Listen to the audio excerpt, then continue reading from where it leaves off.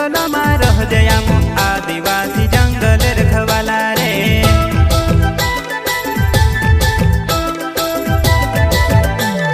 चल जंगल जमीन काजे पूजे रे आदिवासी दुनिया ने रखवाला रे।